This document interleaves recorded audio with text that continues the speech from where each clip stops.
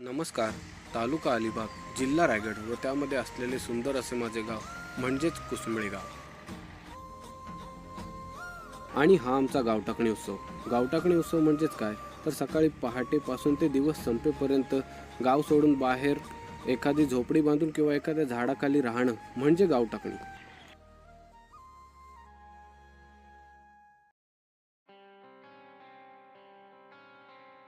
100 वर्षापूर्वीची ही परंपरा आजही या कुसुंबळे गावामध्ये जपली जाते. म्हणजेच पूर्वी एका संकटाप्रमाणेच गावावर साथीची रोगराई पसरली होती. या रोगराईमध्ये खूप पूर्वजांना आपले प्राण गमावे लागले.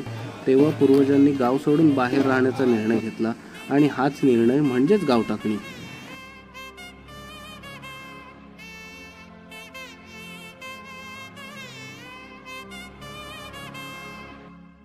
यामध्ये सर्व गावकरी एकत्र येऊन गावापासून ते पंचक्रोशी हद्दीतील सीमेपर्यंत बळ काढला जातो.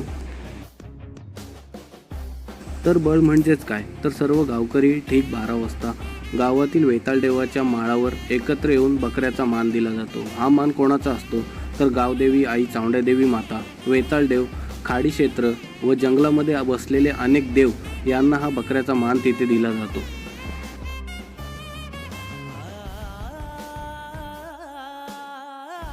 यापुढे गावावर कोणतेही मोठे संकट येऊ नये, त्यामुळे मान दिलेल्या बकऱ्याचे रक्त, त्याचं मुंडकं व शिजवलेले भात एकजीव करून बळामध्ये चालता चालता रस्त्यावर पेरले जाते. हे बळ पंचक्रोशीच्या सीमेवर पोहोचल्यानंतर तिथे असलेल्या खड्ड्यामध्ये मान दिलेल्या बकऱ्याचं मुंडकं पुरलं जातं व तिथे आरती केली जाते.